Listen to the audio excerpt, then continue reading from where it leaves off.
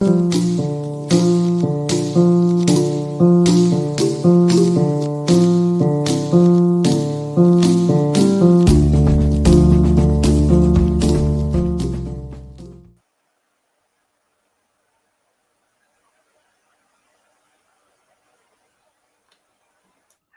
I'm Olga Chiriac, Director with Irregular Warfare Initiative Europe, and I welcome you to today's Fireside chat. Today is a very special discussion because the three gentlemen engaging in this get together today are my colleagues, and the topic focuses on ways we will be approaching total defense and what the future looks like for total defense, especially rethinking resilience and resistance in Europe. We have with us today Doug Livermore. He's the IWI Director of Engagements. Dr. Nick Krohley, he's the Resistance Hub Director with IWI Europe. And last but certainly not least, Ohanesian, he's the Ukraine Hub Lead with IWI Europe. So because these three gentlemen are my colleagues, no formal intros. Doug, the floor is yours. We'll have some position statements in the beginning and then just have a good discussion. Thanks, Olga. So I am honored to be here and talking with you all this morning. Mr. Doug Livermore, yep, I am the Director of Engagements here at the Irregular Warfare Initiative. I wanted to take just a few minutes to briefly discuss irregular warfare at the macro level, as well as the Irregular Warfare Initiative, our mission, our history, and how we contribute to the better understanding of and the advancement of irregular warfare practices.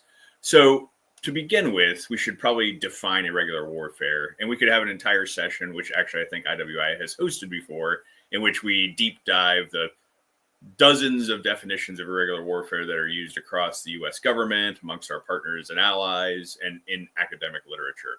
But for simplicity's sakes, for the conversation today, I would offer that we define irregular warfare as non-traditional military operations such as counterinsurgency, counterterrorism, guerrilla warfare, unconventional warfare, and information operations. Any of these asymmetric means of competing and conducting operations short of conventional warfare in what we colloquially refer to as the gray zone. These are all activities that are designed to facilitate and serve as the backdrop for competition between great powers, near-peer adversaries, but that fall below the threshold of traditional armed conflict. And then next, I wanted to talk briefly about the Irregular Warfare Initiative, which of course all four of us are proud to be members of. So the Irregular Warfare Initiative is a key platform and community for advancing irregular warfare scholarship, dialogue, and professional development. As I had talked about before, the mission is that advancement of the understanding of irregular warfare among practitioners, of which several of us on this call are, academics such as Olga and Nick, and then policymakers as we work with our respective governments and the folks within those security sectors that are engaged in irregular warfare. We also seek to foster collaboration and knowledge sharing across the various disciplines that I've previously laid out. And we seek to provide education and resources, which again, you can always go to our website, which I know we shared in the intro and we'll talk about repeatedly, where you have access to our podcasts, articles, webinars, fireside chats such as this, in order to empower our practitioners and educators around the world. Now, real briefly, I want to talk about the history of the Irregular Warfare Initiative. We were honored to just celebrate our 4th anniversary as we were founded by a team of scholars, veterans, and security practitioners just a few years ago. The Irregular Warfare Initiative started as a partnership between West Point's Modern War Initiative and Princeton's Empirical Studies of Conflict. Now, since then, the Irregular Warfare Initiative has spread its wings a little bit, and while still in partnership with ESOC, is its own 501c3, which again, we will certainly talk about ways in which you can support IWI later on in this discussion. And since the establishment of the Irregular Warfare Initiative over the last 4 years, we've grown into an internationally recognized hub for irregular warfare education, analysis, and policy engagement.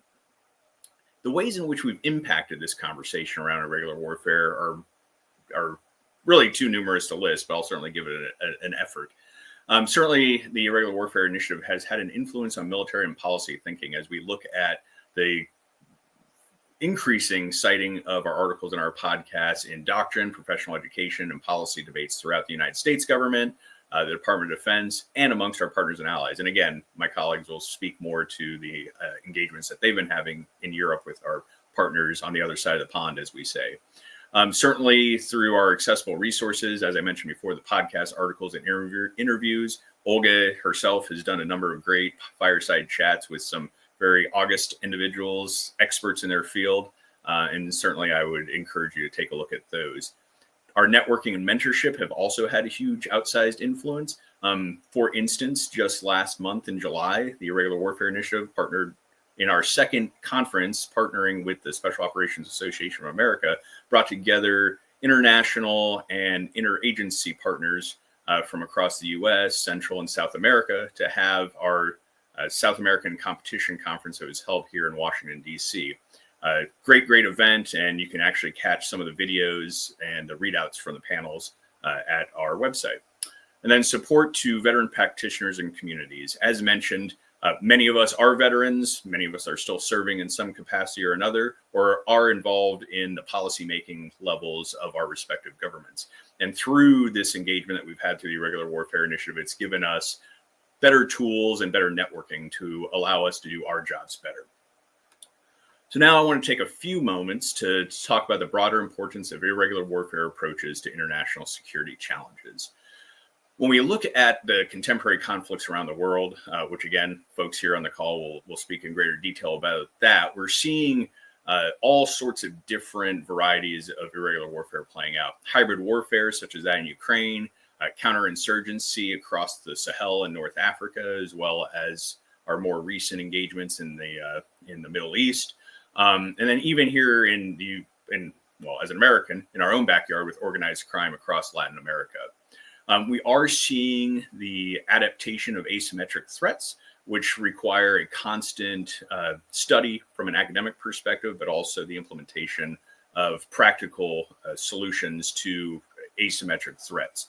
As I mentioned before, in our great power competition, which we find ourselves against China and Russia and others, there is an increased reliance on gray zone operations as we seek to avoid escalation to above that threshold of traditional armed conflict.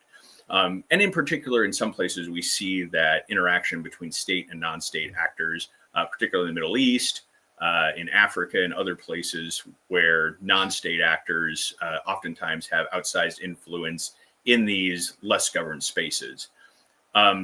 Irregular warfare approaches also bridge military and civilian strategies. As we've talked about, and as I'm sure we'll talk about here in greater depth, the integration of information, population-centric, and developmental approaches into broader, I will say, military or paramilitary-focused strategies is imperative and is fostered through a better understanding of irregular warfare.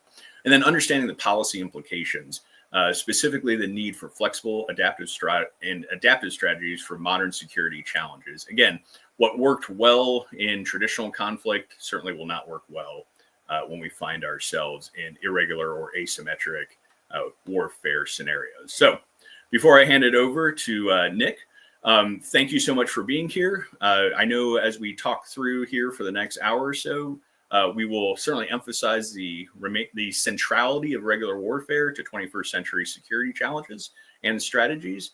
And from the Irregular Warfare Initiative, we are honored to provide this intellectual leadership community and resources for you to benefit from. Certainly, as we look at the ongoing relevance of the Irregular Warfare Initiative and our mission to expand the understanding of regular warfare approaches, we look to support the academic, practitioner, and policymaking circles. So thank you so much, and I will now turn it over. Thanks, Doug. And part of our intent here today is to introduce these two new hubs within IWI Europe. I got the good fortune to head up the Resistance Hub. So this is sort of a launch here for us and what we'll be doing. And if you look at what IWI has been all about, it's trying to bring together, the scholar and the practitioner.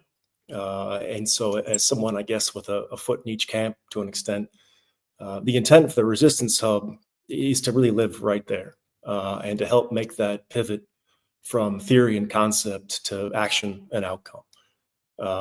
We have things in our community that We think we have right. We have open questions where we're trying to understand things better. But common to all that is a desire to achieve results. And so through the Resistance Hub over the coming months, we'll be looking to have an impact there, to take the debates that are out there, the questions that are out there, the great work that's been done within the community, and try to figure out, well, how does this play out? What's supposed to happen next? How do we operationalize this?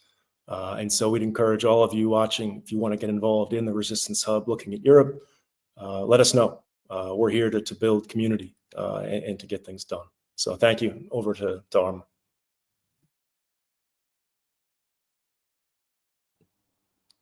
Thank you very much. I'm very glad to be a part of this discussion and to this team. And basically, we are standing up the Ukraine Hub as a continuation of the global idea being described by Doug and Nick,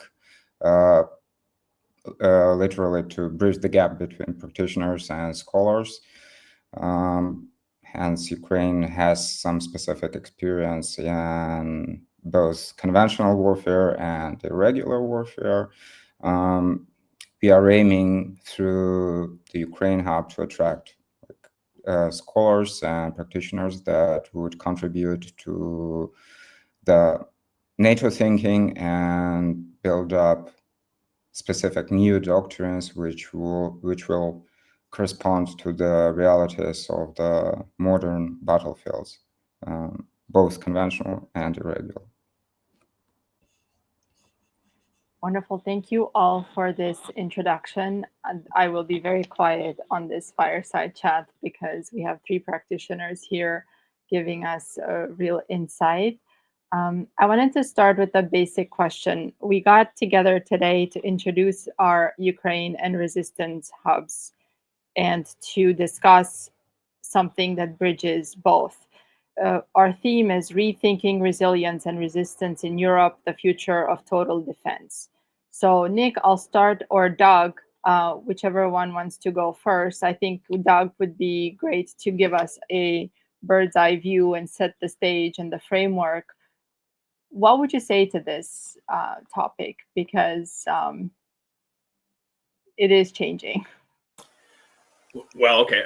I'm happy to kick off, though I'm sure Nick is far more of an expert in the specifics of this field than I am. But so when we look at total defense, I do recognize, so there's a little bit of history here that I think is probably worth laying out. When you look at really with a particular focus on Europe, where there has been this renewed emphasis on resilience building and then setting the conditions for effective resistance operations if resiliency fails. From a defensive perspective, it's important to put this in the context of Europe and in particular our NATO partners. When the United States, when we in the U.S. government, or those of us that also are in the U.S. government, talk about irregular warfare approaches, it is both from a defensive and an offensive perspective. How do we harden ourselves and our allies against adversary irregular warfare approaches, such as information operations, cyber activities, the adversary's preparation of the environment? That's the defensive side of irregular warfare when we think about it in the American context. But then there is the other side, which U.S. doctrine speaks to, which is the offensive approach, which basically how do we utilize those same approaches against our adversaries to deter aggression below the threshold of traditional armed conflict. But if and when that deterrence fails and we do escalate to a more traditional conflict, we have set the conditions by which we can end the conflict rapidly on our terms. So that is, again, the flip side of that coin. How do we do information operations? How do we do cyber operations? How do we do unconventional warfare, guerrilla operations against our adversaries? So now that I've explained the American approach to irregular warfare, when we look at the European context with our European partners and our NATO partners, there is a reluctance to look at the offensive side of the coin in that again, being so close to the potential adversaries, in this case, Russia, there is, I think, a bit of a reluctance to be too aggressive, too offensive. So total defense, as I understand it, and again, Nick, I'm sure you can correct me if I'm wrong, is looking at more the resilience and the counter moves on the defensive side in order to counter malign actor activities. So obviously in the European context, that's primarily the Russians, but to a lesser extent, as we see Chinese economic infiltration and influence in Europe, and even to some extent efforts by, say, the Iranians to engage in proxy activities, infiltration of European societies in order to, again, assert some level of influence and achieve their national objectives short of escalating to full conflict. So I'm going to pause there, let Nick say his piece, and then Armo, and I'm really looking forward to the rest of this conversation. Sounds great. Thanks, Doug. Yeah, I mean, looking at total defense, baked into the name is the idea we are talking about defensive activity. And the sort of the gold standard here, the lodestar that European states are aiming for, is this idea of pairing up a whole of government response to the challenge at hand with also a whole of society response. And if you look at the threat landscape in Europe and the conventional and irregular military capabilities of different states in Europe, it's a very sensible way of thinking about it. We need to bring every resource we have to bear to deal with a potential threat. And this is pretty well established in a number of nation states in Europe. It's established quite well within NATO itself as the basic paradigm to line up the government with the people in defense of Europe and on a state-by-state basis. And what I wanted to raise today, to be kind of mildly contrarian, I think, is how this is supposed to happen in practice raises some questions. We have the idea here within this concept, positioning the state, the government, as the architect of resilience building in civil society, and as a centralized orchestrator of resistance activity. And there are questions here around, well, what is the appropriate role of the state in civil society? To what extent should a government reach down into that space to try to affect change? And what I think we see within total defense and within some of the kind of the key documents and doctrines that surround it is a pretty statist assumption about how far government can go, how far government should reach, kind of in the name of the greater good. And I think it's a conversation that has to get had in more detail. We've kind of stepped past maybe without realizing it, because I think that there are real implications here, not just for how resilience is built and how resistance happens, but for wider issues of state-society relations, of civil-military relations. And to talk about this a bit conceptually, I mean, for resilience, what does it mean to have the state as a builder, as an architect of resilience? How does that work?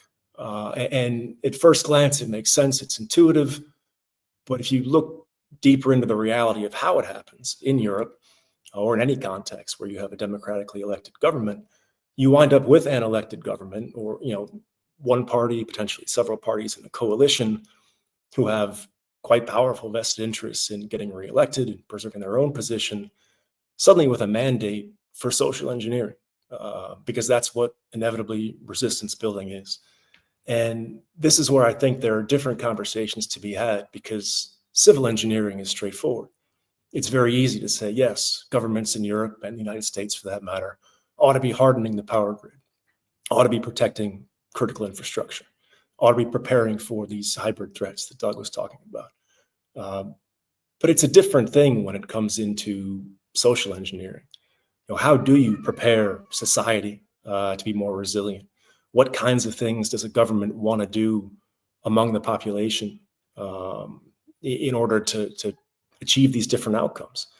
And we talked earlier about this as a group, and this is one of these things where you can push this to a certain extent if there are high levels of trust in government, if state-society relations are robust, if there is a genuine, commonly shared understanding of the threats and challenges at hand, and the people are united behind a common cause, civil-military relations are strong, etc.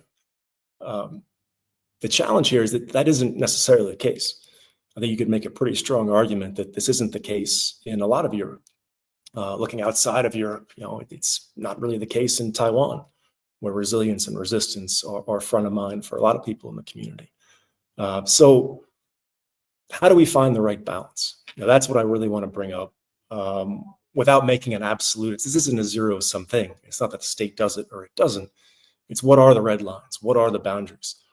And we've seen in a number of different contexts, the challenges that can arise when a government tries to reach down into civil society to affect change.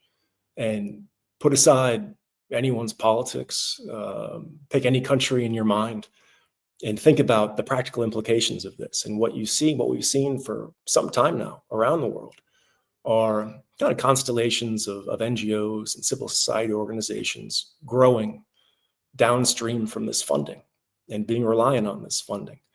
And it doesn't matter what you think of these groups, and it doesn't matter how noble they are, how altruistic they are, the caliber of the individuals involved. This kind of dynamic is inevitably politicized. And by virtue of it being politicized, its authenticity is going to be called into question. And the bigger problem here is that the way ahead for Europe, state by state. And it's not binary. We need to have national level conversations about limits and ethics and unintended consequences. But I think we've moved past that conversation in a way. And similarly, when we talk about resistance within total defense, what are we really talking about? We're talking about a wartime scenario. We're talking about the government, specifically the military, mobilizing particular segments of civil society in what amounts to a command and control type relationship. Now, again, if I were, pick your European country, a Georgian or a Latvian or a Polish military officer, particularly in the soft community, yeah, I'd absolutely be thinking about, how do we develop civilian auxiliaries? How do we look at ways to leverage civil resistance? But the devil's in the details, right? How is this going to work? What can we reasonably ask of civil networks, of civil society? What are our obligations to these networks if we ask them to take part in these things? And to make this real without stepping into Armo's lane, because he'll speak to Ukraine in a moment, I think Ukraine is a really interesting place to look to see both resilience and resistance in action, and to think a bit more deeply about how we get to that objective of total defense, how we get to the state and society, working in defense of the nation. Because Ukraine has done that. I think remarkably so. And then the story is complex, and there's a lot to dig into, maybe in a different venue.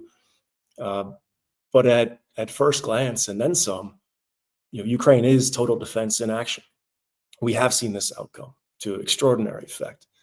The issue at hand for me is that this outcome wasn't achieved in the way that sort of conventional thinking in the total defense paradigm would suggest. It was not the case that the central government in Ukraine proactively reached out to NGOs, to civil society, to the Ukrainian people to build resilience against the Russian threat.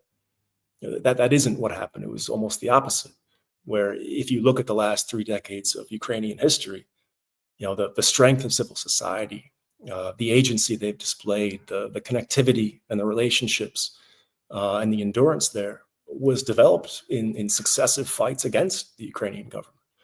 And Armenak will speak to this a bit. And you've got a long story dealing with corruption, with inefficiency, with elite capture by the Kremlin. And time and again, what you saw were the people coming out into the street to resist that, to force a change in course by the Ukrainian state itself. And the experience doing that, the ability to do that, the cumulative sort of learnings and connectivity in civil society was what has enabled the Ukrainians to do what they've been doing since 2022, or really since 2014. It developed from the grassroots level. It developed in opposition to the government. But when push came to shove, you still saw the benefits of that for the nation of Ukraine.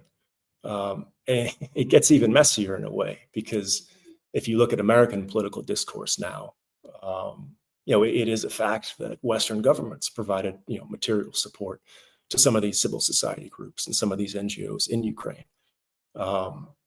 That in turn has created liabilities in a way, sort of narrative liabilities, with talking about, well, was Ukraine some kind of color revolution? Having had the chance to work there quite a bit for the past 5 years, I think a lot of that's in bad faith. I think a lot of that isn't borne out by reality. But there's a liability there, because of external support, in this case from a foreign government, to quite genuine grassroots civil society movements. There's a trade-off there. There's not an opportunity cost, the opposite of that in a way. And so what is the right balance?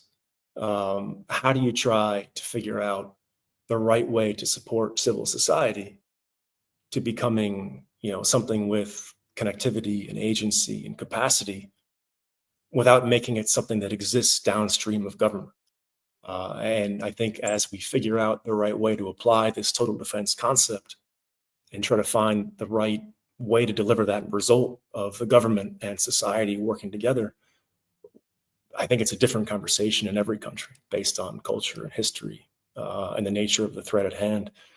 And again, similarly for resistance itself, I've talked about this before in certain contexts, but for me, an outgrowth of resilience in Ukraine was the collective will to resist that was demonstrated, from the earliest hours of the invasion.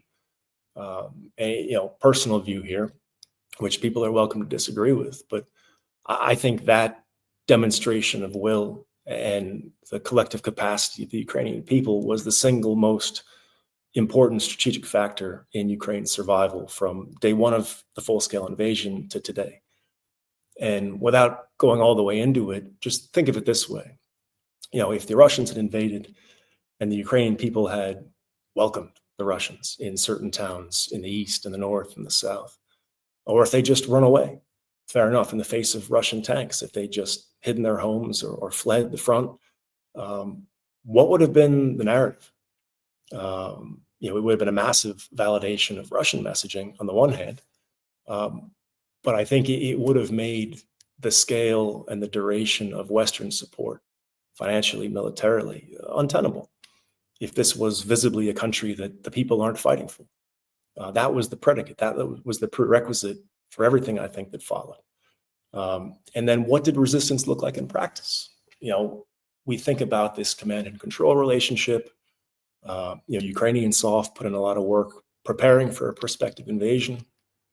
There's a good literature of the stay-behind networks that were planned and the resistance movements that were pre-positioned in effect. That became, a tragedy in a way, right? Because these networks, through counterintelligence penetration and the torture of prisoners, these networks were rolled up and destroyed quite quickly to the point that the Ukrainian government was extremely wary, extremely apprehensive of trying to reach across the line of contact to mobilize networks for an extended period of time. So what happened then?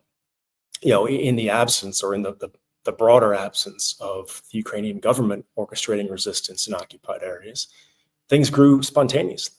There are all kinds of, there's a healthy review, there's a lot online about the different resistance movements that grew, in Crimea, in Donbass, principally nonviolent in nature, pushing different messages, taking action, showing agency, and maintaining the wider cause of the Ukrainian people. And so, what do we make of all this, right? I mean, Ukraine is an example. All right, it's not a template for everyone to follow.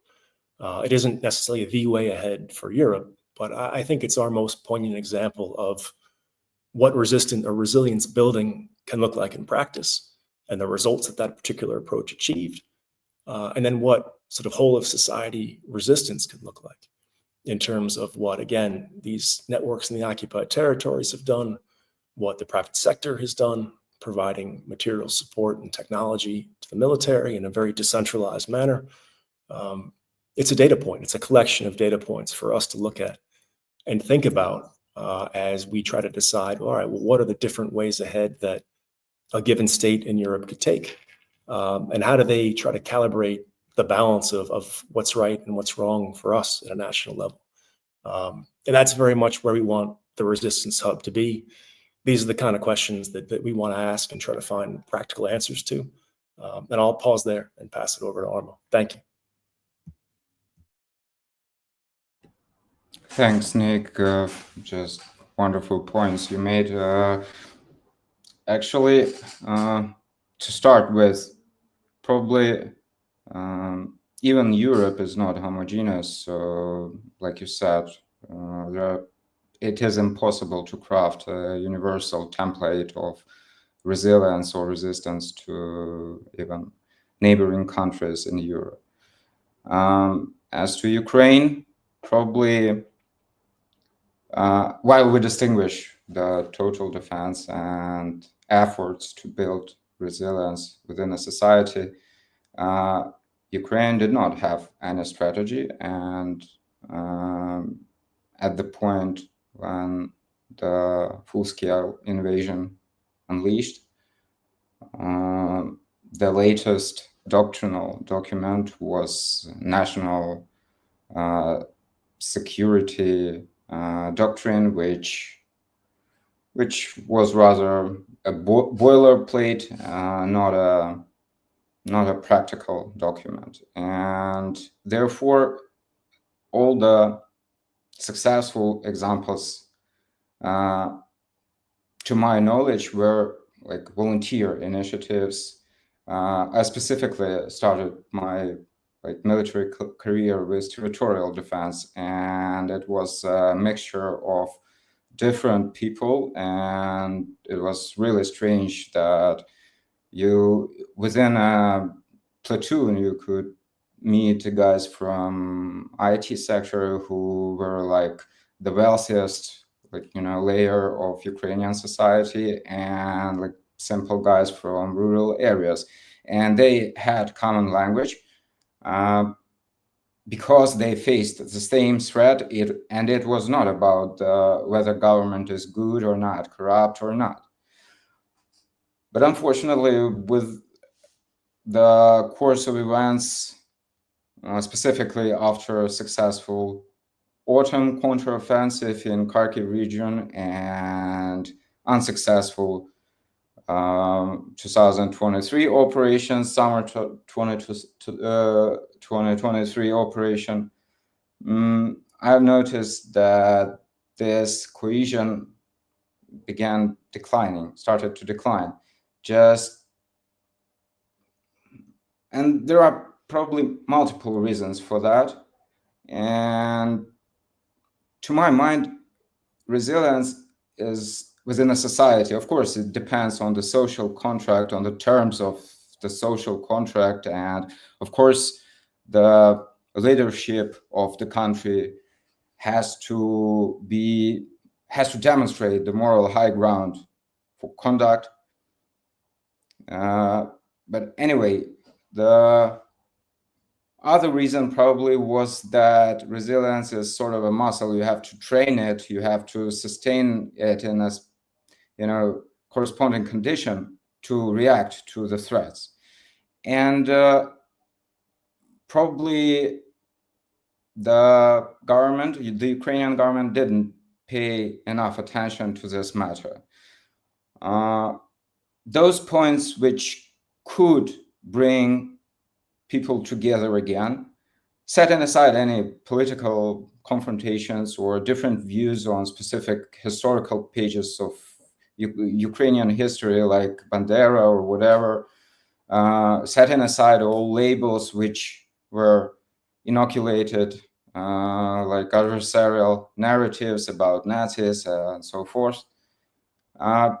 There could be done a lot. And as an example, I look into Polish underground resistance movement. And since Poles are very similar nation to Ukraine by mentality, I noticed that during World War II, they did things a bit different. Their resistance, it permeated all the society and all the institutions, the church, they had the course, even in exile. And that's another important point, the legal architecture. When people are engaged into resistance in the war times, hence we are speaking of Ukraine right now, probably people involved in those movements have to feel safe, have to feel support from the government and clear rules that they are not going to be prosecuted for specific actions that they were required to do when it was necessary for them to do them, but when everything settled, the dust settled down.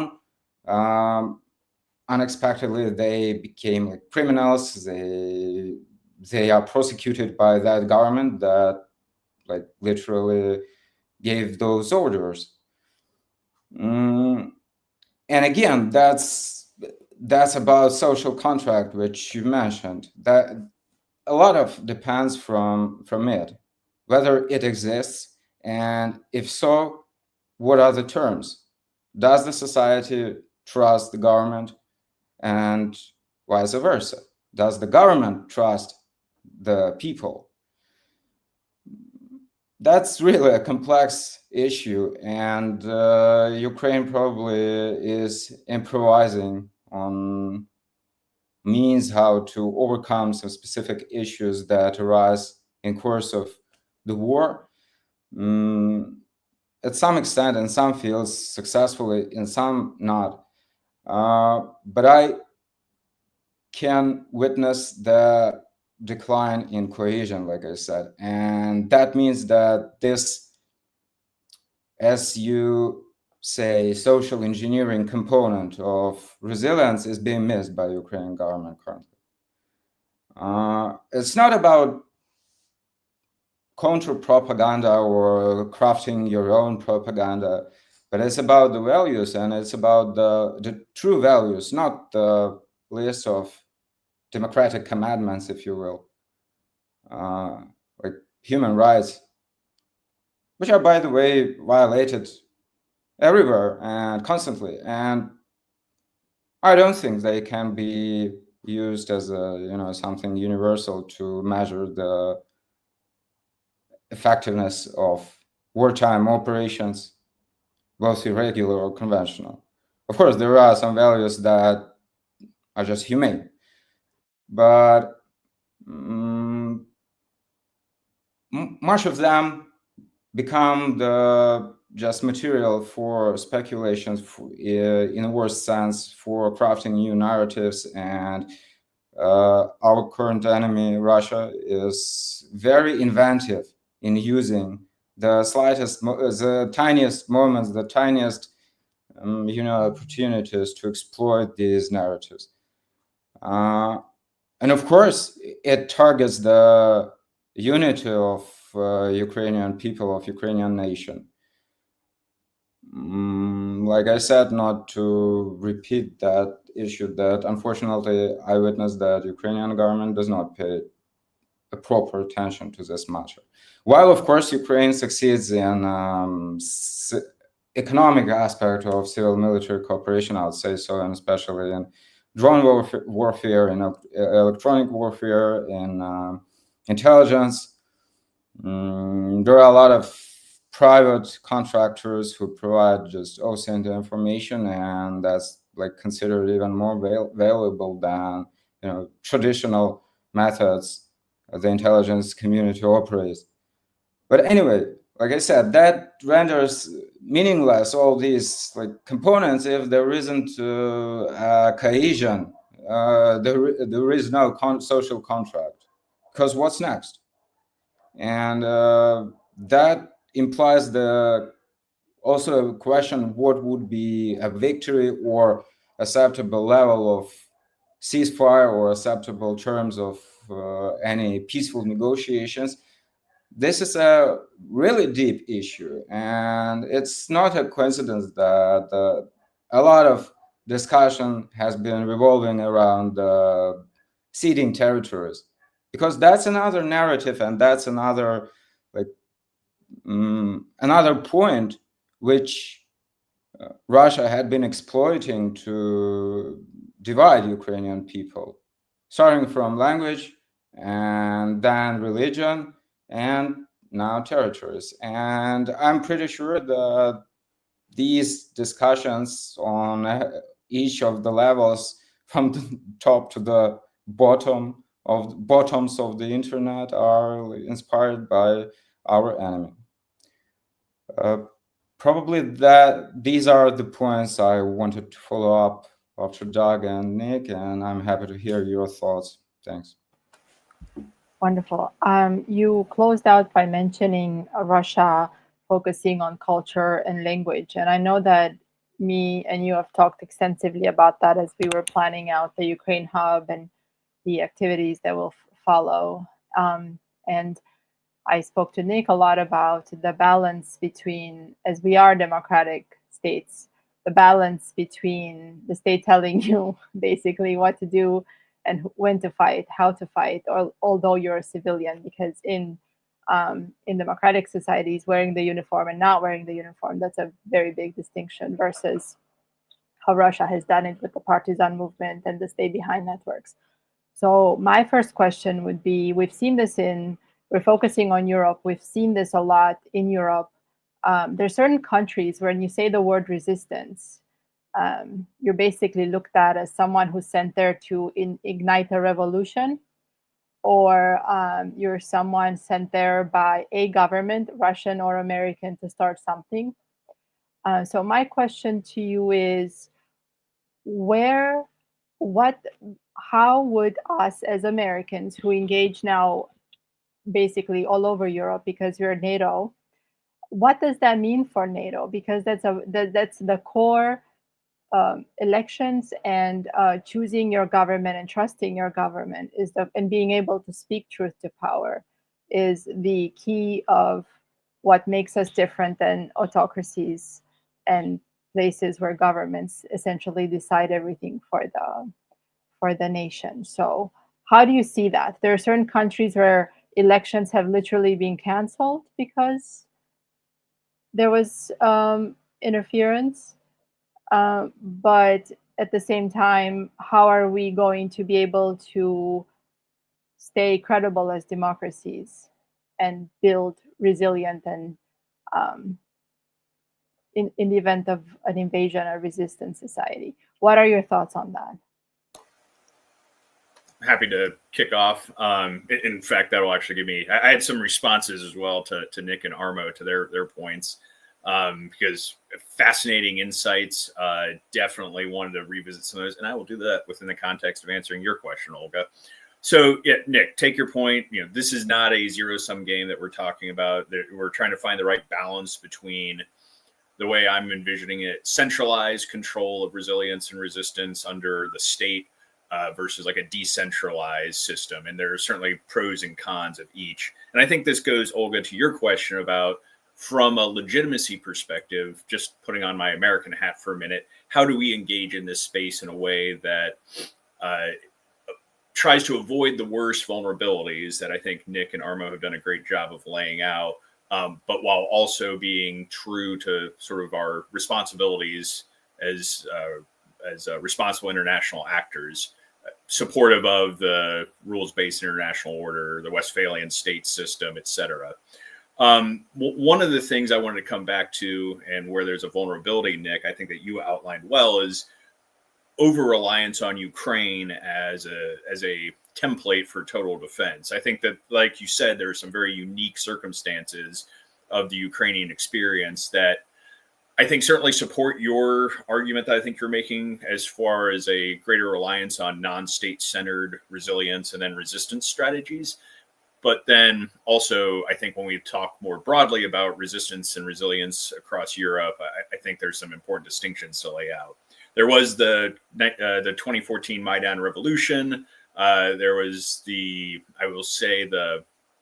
destabilization that Ukraine experienced after that. That certainly gave rise to a lot of the corruption, the feudalism, also almost as you start looking at Eastern Ukraine and the lack of strong centralized control, particularly following the Russian or the little green men, the Russian-backed separatists in the Donetsk People's Republic and Luhansk People's Republic, that I think created circumstances by which you were never going to have strong centralized state control, which then made the only real alternative the system that you laid out, where you had the emergence of local resilience and resistance organizations, which of course then created their own problems, right? You alluded to this, and certainly, again, we could have a much longer conversation on another session about how individual outreach and support to Ukrainian paramilitary organizations really fueled the narrative that then Moscow and the Kremlin use to basically justify their intervention in eastern Ukraine. But that said, I think, again, my point being is that from how does the American government and how do our European partners and allies interact and interface in an effort to build resilience and resistance capacity? Ukraine's not the best example, just given the circumstances in which we all found ourselves in 2014 and beyond. I do think, to your point about social engineering as a vulnerability, again, I look at it from there's the external support to resilience and resistance capability, which I'll talk about a little bit more here to get back to Olga's question, versus indigenous. Again, Nick, Armo, you both made this point that there was, in the Ukraine context, a strong indigenous decentralized approach to resilience building and resistance network development that was just because of the circumstances that we found ourselves post 2014 in the Maidan revolution. But when we look at the rest of Europe and how we think about resilience and resistance development, it is important to note that, like, in the rest of Europe, there is, generally speaking, a strong state, I'd say in most cases, certainly multi-party democratic systems create vulnerabilities that the Russians and others exploit. But I think that we need to start as a baseline when we think about the rest of Europe in terms of resilience and resistance development. Start with the state as the center of that discussion and then move out from that. There's a few reasons for that. One, I think, to Olga's point, we don't want to be seen as picking winners and losers within those societies and upsetting the indigenous system of checks and balances and spheres of influence and power bases.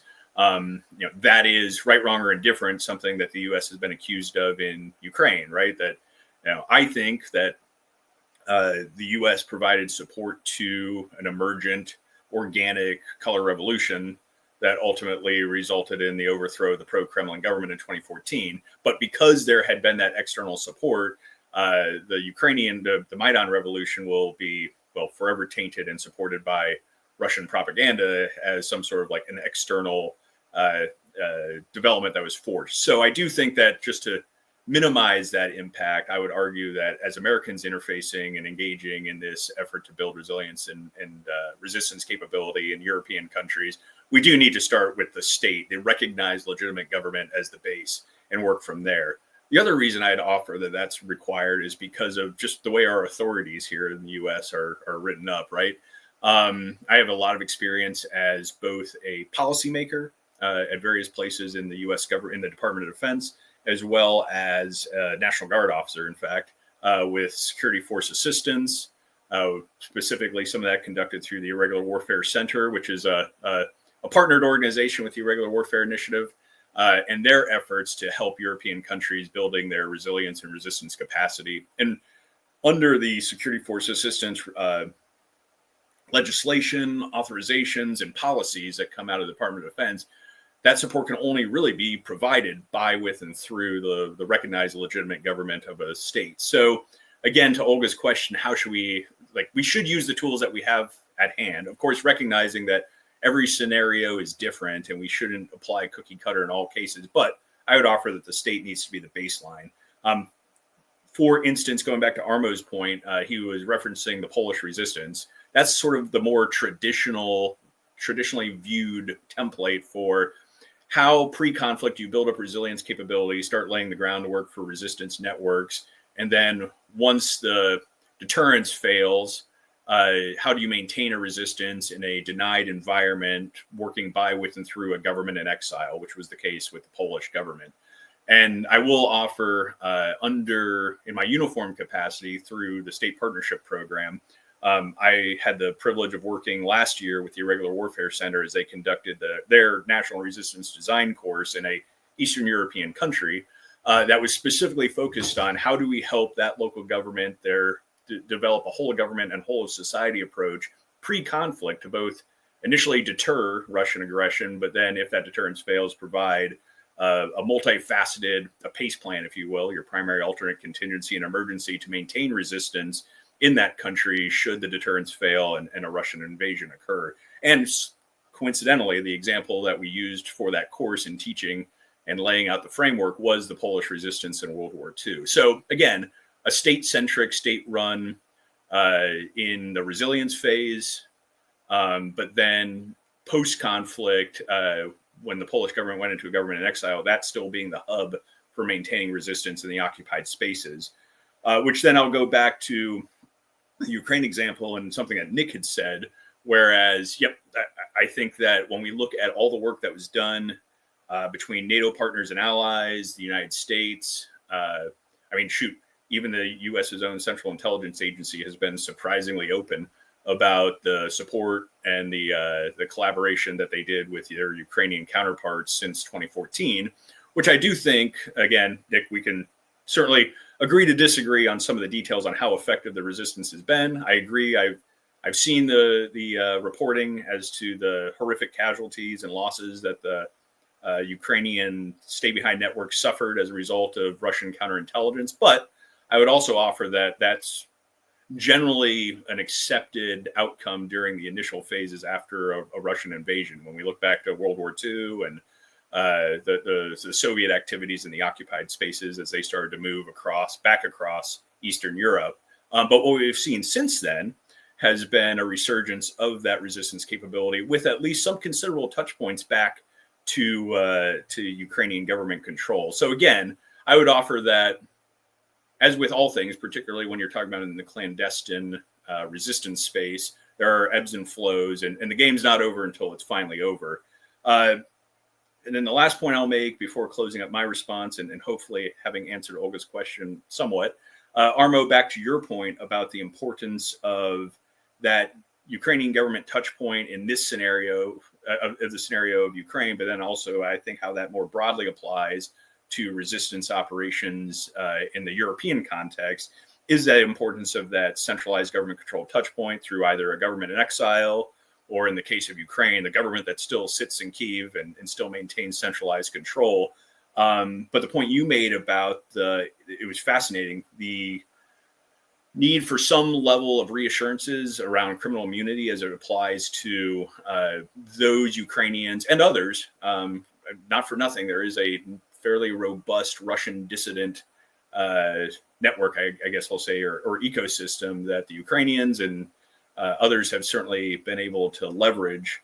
But anyway, you made that point about the criminal immunity being an important point. And I do think that is important. And I will just take a quick moment to shout out. So Irregular Warfare Initiative, we have a partnership with the Small Wars Journal. And if you hadn't missed it, there was a great piece by Catherine Petrich that published yesterday on the abstract of Ukraine having used criminal networks to execute their Operation Spiderweb, which, for those of you who don't remember, a couple months ago, the Ukrainians launched a massive, wildly successful operation across Russia that actually degraded and destroyed a not insignificant portion of their long-range bomber capabilities. So I would just direct you to that as a perfect example of the potential that some traditional or transnational criminal organizations being used to achieve irregular warfare effects deep in the enemy's rear. So anyway, I know that was a long question. I do think, Olga, let me just put a pin on it. Like, I would offer that while it is not a zero-sum game, and we certainly need to look at other, we can look at decentralized approaches to building resilience and resistance capability. I do think when you look at how do you maintain legitimacy and international support for our efforts, it does need to start with the state as the baseline, because only the state is able in many cases to conduct the full range of activities that we're talking about, all the way from whole of government, whole of society, resilience pre-conflict, to the maintenance of a resistance network post-conflict, or even the case that Armo brought up, like only a government is able to grant criminal immunity or things like that to a resistance effort, something that you would lose if you move too heavily onto the side of the decentralized, non-state-based resistance. Thanks. Real quick though, thank you for the answer. And I hope Nick and Armo can speak a little bit more on this. As you all three know, I've spent an extensive time working on understanding Russia and how they've operated from Tsar's time to today. And Ukraine and each former Soviet state and each former Warsaw Pact state are very different equations. And the whole point of activity theory and reflexive control is exactly that. Russia knows that very well. And these things cannot be applied, at least in my humble opinion, to especially to European Union member states where the decision-making process is foundationally different. So Nick and Armo, maybe you can touch on that as well. I can jump in briefly. I mean, I completely take the point that the U.S. government as an actor has to engage with governments, and there are very clearly a number of lines of effort to pursue there. Two things, I guess, to add to that. I mean, one would be that, as we've seen in Ukraine, not that it's the template we have to follow, but as an indicative example, you've seen a tremendous amount of activity from American private enterprise, American, call it civil society, working directly with their Ukrainian counterparts, really without the government, without either government really in the loop. And that could be a more interesting way to deconflict some of the challenges we're seeing here. Do you want the US government reaching into Romanian civil society? Probably not. I think with the way, certainly in the current government, current administration, that kind of activity has been phased out. So what takes its place, if anything? And I think there's opportunity for truly like civil to civil collaboration here, and working on these kinds of things. And the other issue, just I'd say from a European perspective, I'm not European, but I've lived here for the better part of the last 15 years. One of the big challenges it's not even emerging, I think it's here now, is that a lot of the governments that are ostensibly the partners of the United States face pretty serious domestic opposition from what you could call kind of a far-right populist sentiment. And I don't think it's even that controversial to say that a number of these governments have been very cynical in saying, well, it's all Russian agitation. The Russians created this, et cetera, in mainstream, prominent Western European countries. And I think it would be a risk or a mistake for the US to go all in on government systems with the assumption that they broadly represent key constituencies in those countries. And I think we have to hedge our bets a bit. I don't mean for that to sound cynical. I think the language there is a bit cynical on hedging your bets, but you have to diversify. And you have to be able to take a wider view of what's really going on here. And we want to allow a given government in Europe to write off an opposition with substantive grievances about reality as being, Russian disinformation. I think that gets very dangerous very, very quickly in, again, prominent leading Western states. And so maybe part of the answer is just to diversify and to think about, how do we challenge the kind of collective energy of the American people into engagement and constructive action with different constituencies in Europe. I'll pause there for now. Armo, please, put you on the spot. Thanks. First of all, Doug, thanks for your recommendation on the article.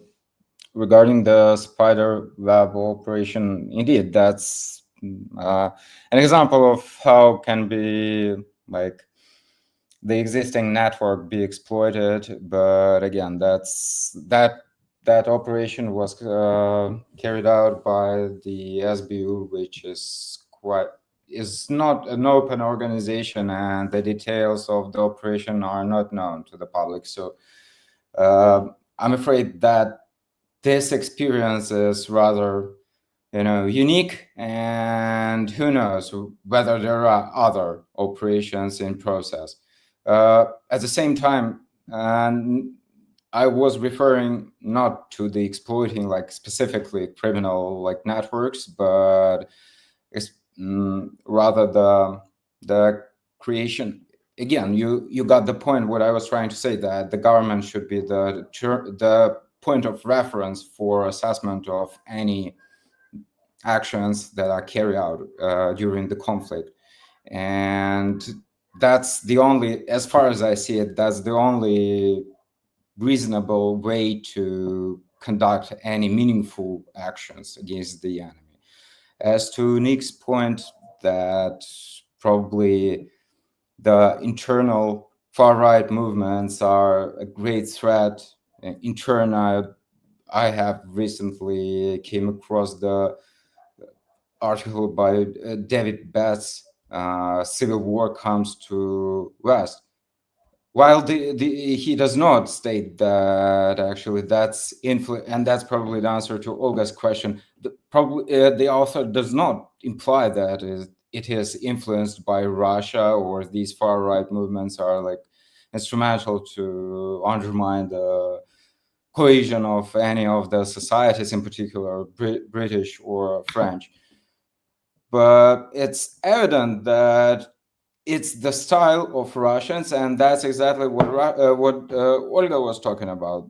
These are the methods Europeans do not comprehend, and they just refuse to think of them as a method of waging war beyond any direct action or conventional warfare.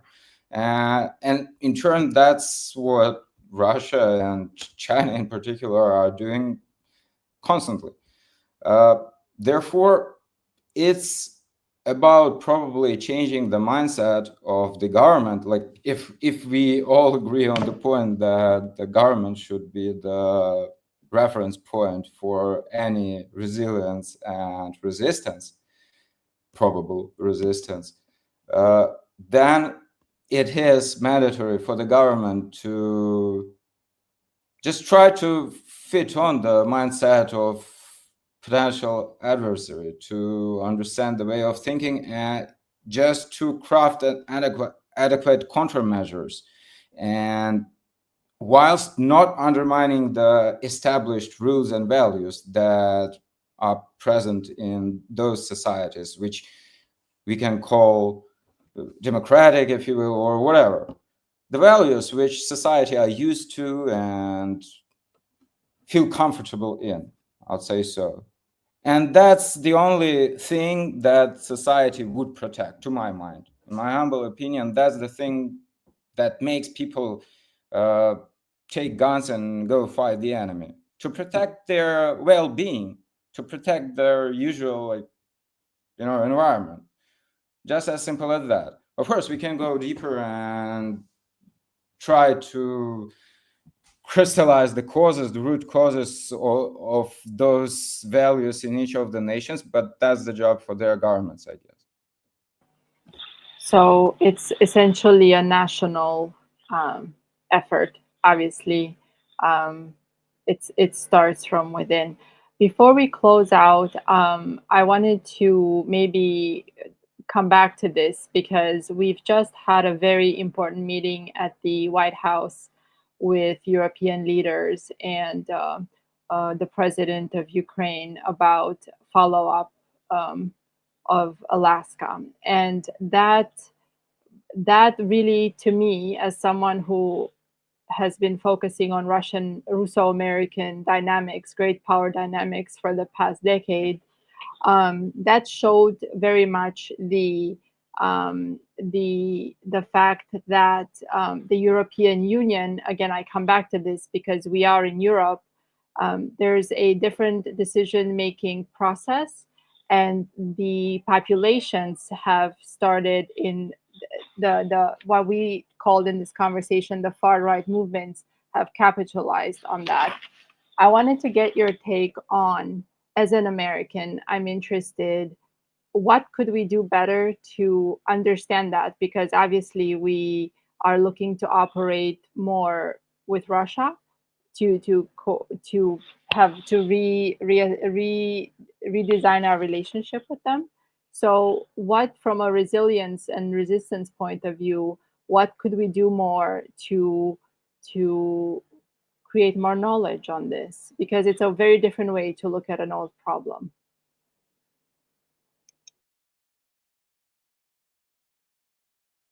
I'll defer to my European experts first, and then I can play cleanup. I can, I guess, jump in with something here. I mean, I think on the one hand, from the US, where there's been a lot of political change, public discourse has shifted radically in the last 10, 15 years. talking about the right or the left, like the old categories don't really apply anymore. Certainly not as cleanly and clearly. I would suggest that Europe is headed in that direction as well. There's a shift that's going to come from the bottom up in a lot of different European countries that challenges some of the order and some of the assumptions and some of what has long been conventional wisdom about governance, about foreign policy.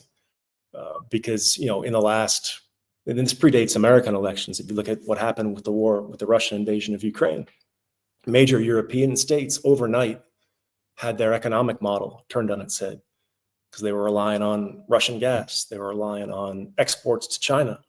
And suddenly they're now in a world where these are enemies, adversaries, rivals, challengers, like pick your jargon there. And each state, it's a different view from Latvia than it is to Spain in terms of what Russia is. But suddenly things were quite different. And then since our elections, Europe has had to come to terms with this idea of defending itself and taking care of itself in ways that it had not been asked to do so before. And Europe, I think, and I say Europe, like lots of different European states are going to be headed toward very difficult conversations about how to pay for their future. Do you want to reindustrialize? Do you want to remilitarize? Do you want to exert hard power abroad? If you're going to do that, how are you going to pay for, kind of as a non-loaded term, the welfare state you've created? I'm not sure you can. I think you probably can. And that's a part of political change in a lot of different European countries. And this goes back to where we've been talking, and there may not be one answer, but I think if we're over-reliant as the US government on engaging with political systems and political dynamics that I think are increasingly questionable and increasingly vulnerable to change, we could miss what's kind of bubbling up in different parts of Europe. And that's where having an eye on what's going on socially, culturally, economically, without projecting our own politics into it, without assuming that it's just like us, blah, blah, blah. No. Without assuming that the Russians created it, even though they may well be exploiting it aggressively. I think you have to have that bottom-up view and to be able to engage with these political parties, social movements, etc., on their own terms to understand what they are. To be able to be better positioned to figure out, okay, well, what is the future of European governance? What is the future of the social contract, which we think of as being between a government and a people? I think it's equally important to think about the relationship, you can't call it the social, whatever the contract is between the people and the idea of the nation itself. And that's going to come into question, I think, some places. Looking at issues, again, provocative issues like migration. What are we going to do with this? How do different European states figure out the right way to deal with the domestic challenges that they have and the external aspirations they have economically, militarily, etc. I think there's a lot of turbulence ahead here in Europe. And I think we can certainly help. We ought to help. Without that being a reproachment back or a reversion back toward, being a security guarantor, these kind of cost-intensive, time-intensive relationships that for now seem to be off the table. So I'll pause it there. Armo, please. Thanks. Not much to add, actually, and I'm not definitely the person who should suggest something for the Americans to do with this regard. And I mean, and we are being at a different stage totally. But I would say that it's the matter for, first of all, for Ukrainians, because Ukrainians have a lot of demands from all of the nations, but they overly rely that some abstract West will help and sort out all the problems, will defeat all the narratives or whatever. And whilst being open to enemy's propaganda, to enemy's influence, to just simple operations where it's all about just money and nothing like that, nothing besides that. Like a lot of instances of just not just corrupt, but people who had been working for Ukrainian intelligence for decades, but they were like Russian agents for decades. And that's, again, like Nick mentioned, about trust to the government and whether the government trusts people. And this is very fragile matter, and it's a value itself. It must be a value for the government, this trust, if they have it from the people. And I wouldn't divide at this stage nation or people. If people are united on, like I said, if they have something in common to defend, they are already a nation, and that's it. And probably that's the core idea, which is effectively a shield against, would be a shield against those malign influences, which rather undermine the resilience of any nation, of any country, if you will. Thanks. And actually, that would be a great segue. Specifically, the discussion around trust. So, to modify the late great President Ronald Reagan, who made famous the Russian proverb "trust but verify," I would say in the case of understanding Russia and better understanding the European position as we look, I would say distrust but verify, in the sense that the Russians have historically shown themselves, particularly under Vladimir Putin, who's essentially a dictator, have proven themselves to be distrustworthy over and over and over again. We look at, just in the case of Ukraine, the 1994 Budapest Memorandum, Minsk I, Minsk II, and obviously where we find ourselves today when Vladimir Putin swore up and down that he had no designs on Ukraine and they were just doing military exercise in Belarus in February of 2022. So, I mean, all that to say, when it comes to how does this administration, how does the U.S. approach Russia, distrust but verify? There's a long history there, I'd say, over the last 25 plus years of, aside from just Ukraine, I should have also mentioned Chechnya, Georgia, et cetera, where like the Kremlin under Putin will always seek to exploit trust to achieve some level of advantage. So that said, to your question, Olga, about how does this administration approach the Europeans and better understand their legitimate security concerns in this context, I think that, obviously to Nick's point, to Armo's point, like we do see Europe in a transitional period where they certainly, I think, for better, have recognized that they are responsible more so for their own defense. You see the massive reinvestment into their defense industrial bases. I think that you have at least seen words and some actions that would suggest that Europe recognizes the new dynamic and is taking on more responsibility, not only for their own defense, but I've been heartened to see some more commitments to Ukraine to help the Ukrainians maintain their resistance, with the clear recognition that that is in Europe's defense to keep the Russians from expanding from there. And ultimately, my hope would be pushed out of Ukraine's territory. But I think that is unfortunately going to be a much harder fight. To Nick's point, yes, I think the domestic politics for many of our European partners and allies are also in flux. I do see them, unfortunately, moving in more of a, I'll say, a divergent, bipartisan direction. But I think it's also important to note that, and as the Europeans become more aware of this, that those divisions, while real and in many cases built around legitimate grievances, are being exacerbated by the Russians. Active measures are something that, going all the way back to the Soviet Union, the KGB excelled at engaging in active measures to find whatever fissures they could in Western society to force themselves into and try to divide us.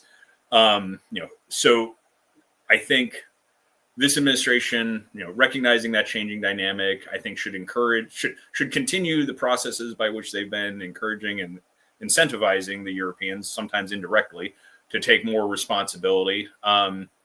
But I also think that there needs to be a balancing of, if the United States still wishes to be a world power with significant influence, amongst our partners and allies. It also has to recognize that as we continue to push our European partners and allies to take more responsibility, that will inevitably, I think, lead to less influence for the United States over their policies and their direction. I, for one, am eager to see a strong and capable European Union in which the member states are able to defend themselves and hopefully contribute to international security. But from the point of your question, I do think that it's important that this administration recognize both that Europe is moving in that direction, but then also appreciate what may be the unintended second and third order effects of that push. So thanks. Thank you very much. I wasn't so much referring to the administration per se. I was referring to the fact that the Ukraine peace process will take Europe and the world into a new architecture for a new wider architecture of as far as security is concerned, because clearly this is one of the strategic goals of the Kremlin, to renegotiate European security architecture. And as they've done already since mid 2000s, they turned towards the Middle East and the East and Asia. But this is wonderful. I think that the fact that we have had this discussion and have produced even more questions is a sign that these are very relevant topics, and that we should be continuing basically. So I will use the last few minutes to shamelessly plug Irregular Warfare Initiative, the wider organization, not just Europe. We are a wide organization and we cover a lot of topics, and we really do bridge the gap, as you've seen from today's engagement between practitioners and researchers as far as irregular warfare. I would like to underline that this is it is the launch of the Ukraine Hub, which Armo will be leading, where we will be focusing on lessons learned from the ground, bottom up, how that will produce IW knowledge, both in the US and in our allied ecosystem, and the Resistance Hub, where Nick will be focusing on European and European adjacent theaters, where this topic is coming up and how this will look in the future.